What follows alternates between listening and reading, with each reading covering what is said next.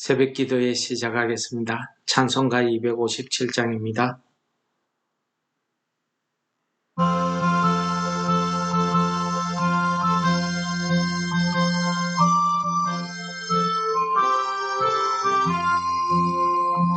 마음에 가득한 의심을 깨치고 지극히 화평한 마음으로 찬송을 부르는 어린 양 예수의 그 피로 속죄함 얻었네.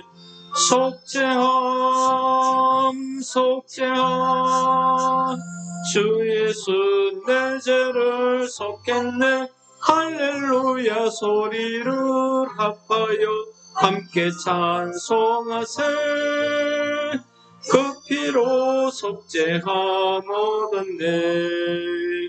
검이나 은같이 없어질 보배로 속죄함 받은 것 아니요.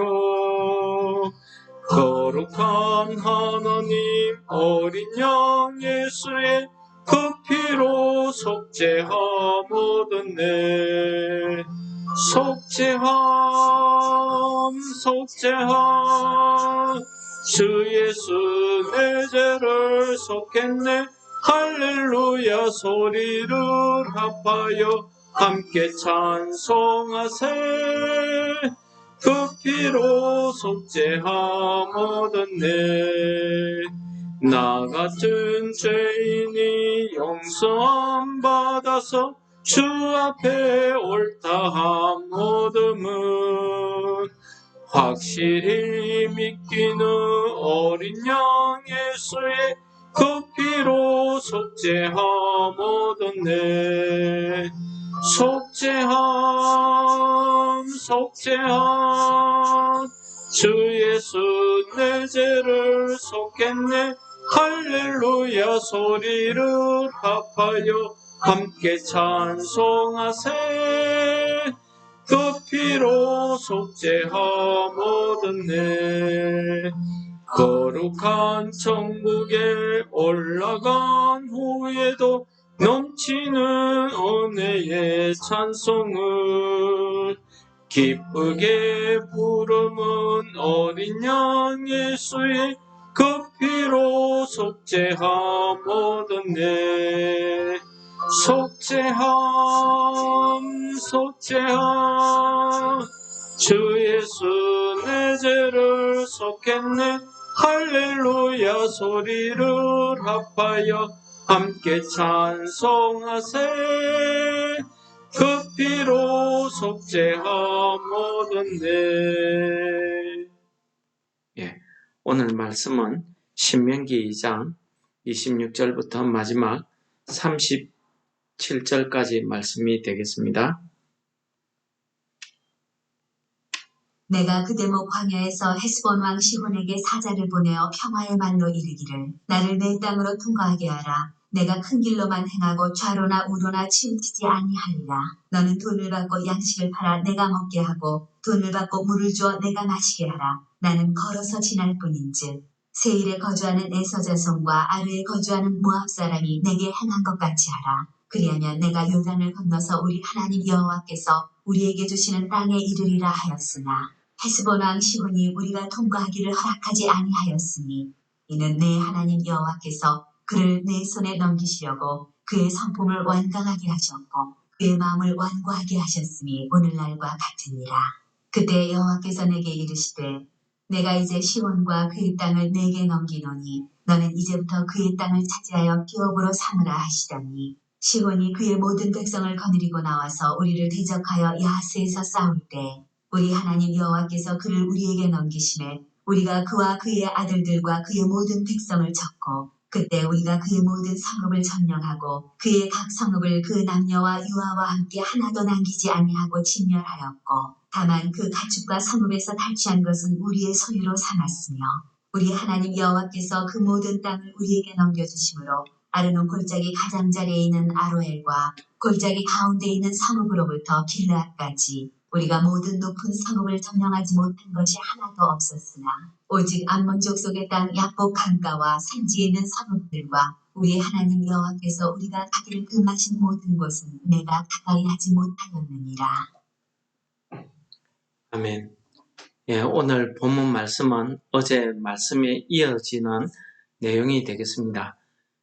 실제 하나님 24절, 25절에 있는 하나님의 말씀대로 이제 모세가 아모리 헤스본 왕 시온에게 우리가 그 땅을 통과할 수 있도록 해달라고 평화의 사절을 보내서 요청합니다.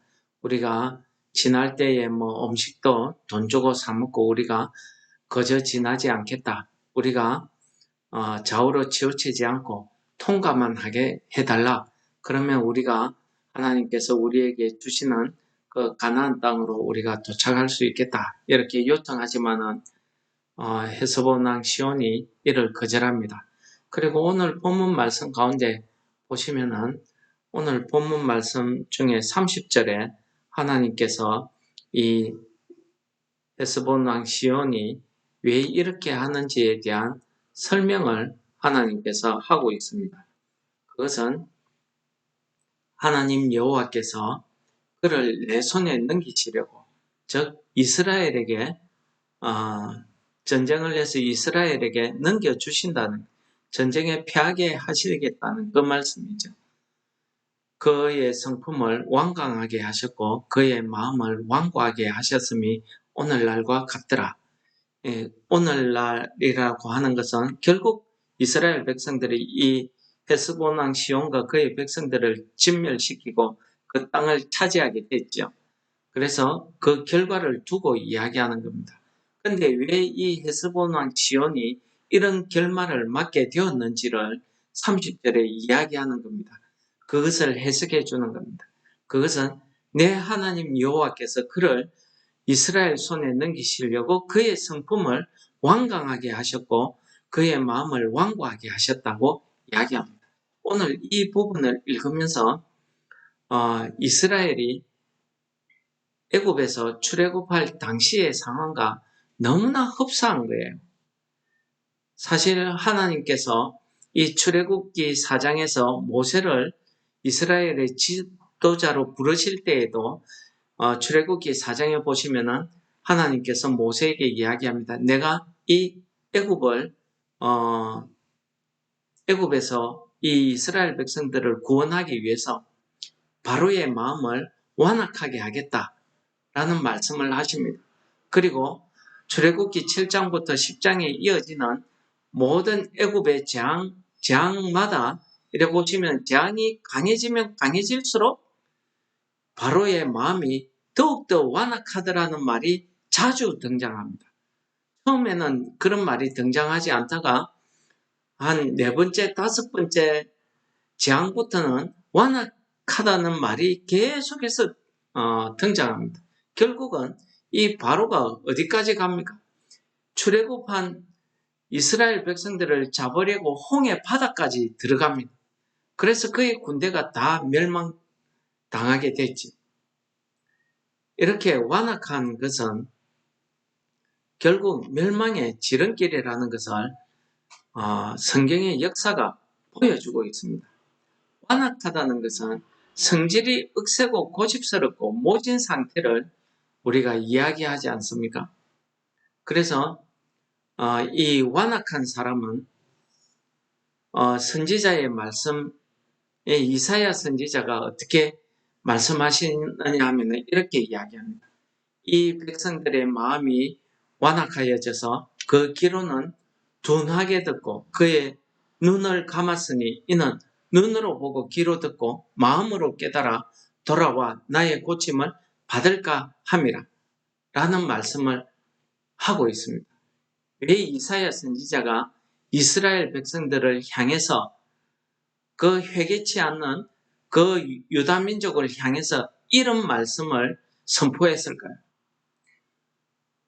이제 그 이스라엘이 유다가 멸망해서 포로로 잡혀갈 것을 하나님께서 작정해 놓으신 것처럼 이 포로로 잡혀갈 것을 이 사람들이 자청하는 겁니다. 스스로 포로로 잡혀가겠다고 자청하는 겁니다. 이렇게 자청하는 상태를 자기가 죽을지도 모르고 이렇게 고집을 세우는 상태를 완악하다고 이야기합니다. 이 완악한 사람의 심령의 상태를 보십시오. 눈으로 보는데도 깨닫지 못하고, 귀로 듣는데도 알지 못한다는 겁니다. 그래서 귀는 둔하여지고 그의 눈은 감겨졌다고 이야기합니다. 왜 이렇게 됐습니까? 그들이 눈으로 보고 귀로 들어서 하나님의 말씀과 그 결과를 눈으로 보고 하나님의 말씀을 귀로 들어서 마음으로 깨달아서 회개하고 다시 돌이키는 것, 이것을 이사야 선지자가 고침이라고 표현하죠. 이렇게 고침을 받을까 합니다. 고침 받아야 되는데 고침 받을까봐 고집을 세우더라는 것입니다. 이게 얼마나 완악한 모습입니까? 오늘 본문에서는 완고라는 말을 썼는데, 완고는 말 그대로 융통성이 없고 고집이 세다는 것입니다. 자기 주장이 딱 서 있어서 다른 사람 말은 절대 듣지 않는 거죠. 그래서 이 말을 헬라어로는 포로라는 단어를 쓰고 있습니다. 이게 참 의미하는 게 참 의미심장하지 않습니까? 완고한 것이 헬라어로 포로라고 합니다. 물론 우리가 알고 있는 그런 포로의 뜻은 아니지. 이 사람들이 완악해져서 진 상태를 예수님께서는 이렇게 이야기합니다. 마음이 둔하여져서 깨닫지 못하더라는 말씀을 하십니다. 예수님께서 요한복음에서는 또 이렇게도 이야기하십니다. 이 사람들이 마음이 둔하여지고 나를 믿지 않더라 라는 말씀도 하십니다. 예수님께서 떡을 떼서 5,000명을 먹이고 하는 이런 기적을 베푸시고 또 밤에 그 물리를 걸어오시는 것을 보면서도 이 제자들이 예수님의 하신 말씀을, 예수님을 믿지 않고 그 하신 말씀을 알지 못하더라는 겁니다. 그래서 그 마음이 둔하여졌다고 이렇게 이야기하고 있는 거죠. 예수님께서는 이러한 그 제자들의 마음을 한마디로 그 마음이 둔하여졌다고 이렇게 말씀하고 있습니다. 그러시면서 예수님께서는 이러한 제자들에 대해서 마태복음 11장에 이렇게 이야기하십니다. 11장 29절에 보시면 내 마음은 온유하고 겸손하니 나의 멍에를 메고 내게 배우라. 그리하면 너희 마음이 쉼을 얻으리니 라고 말씀하십니다. 그렇습니다. 우리가 전도를 해보면은 인간적으로 이야기해서 주관이 뚜렷하고 올곧고 자존심이나 자존감이 높고 이런 사람들이 있습니다. 인간적으로 볼 때에는 아주 리더로서 훌륭하다 이렇게 이야기할 수 있으나 그것은 그러한 사람들은 전도해 보면은 하나님의 복음을, 하나님의 말씀을 믿지 않습니다. 복음을 받아들이지 않죠. 그것은 왜 그렇습니까? 자기 주관이 뚜렷하고 완고하기 때문입니다. 그래서 그 말씀을 깨달아서 예수를 내 구주로 받아들일까봐 그것을 막는 겁니다. 누가 그렇게 하겠습니까? 우리 마음속에 있는 우리 자신의 완고함 때문입니다. 우리 심령의 완고함 때문입니다. 이게 우리의 본성입니다. 이것을 우리가 이것을 깨뜨리고 우리가 하나님의 말씀을 믿음으로 받는 방법은 예수님이 말씀하신 것처럼 예수님처럼 온유하고 겸손해서 예수님께 배워야 돼요. 온유하고 겸손함을 배워서 나의 멍에를 메고 내게 배우라. 예수님의 멍에가 뭡니까? 십자가의 멍에를 이야기합니다. 십자가가 뭡니까? 세상 사람들이 볼 때는 어리석은 겁니다. 그러나 그것은 하나님의 사랑의 표현이었고 결과였습니다. 희생입니다. 그러한 십자가를 통해서 배우라는 것입니다. 그러면 너희 마음이 쉼을 얻게 된다고 예수님께서 말씀하고 있습니다. 우리가 오늘 하루 하나님께서 우리에게 말씀을 주실 때에 우리가 그 말씀을 믿음으로 받아서 내가 예수님의 말씀처럼 내 심령이 온유하고 겸손해져서 그 말씀이 내 심령 안에서 역사를 하는 성령이 역사하시는 거죠. 그러면은 내가 어떻게 됩니까? 하나님이 원하시는 대로 내가 성화되어서 거룩한 삶을 살 수 있게 된다는 겁니다. 이것이 우리 성도들의 삶의 모습입니다. 이 땅에서 살아가는 모습 아니겠습니까? 말씀을 정리하고 마치겠습니다. 우리 안에 우리의 심령을 되돌아봅시다. 우리 안에 완고함이나 완악함이 있다고 하면 우리가 하나님의 말씀을 받아들이기 위해서 우리의 심령이 예수님처럼 온유하고 겸손하게 이렇게 변화되기 위해서 기도해야 될 줄 믿습니다.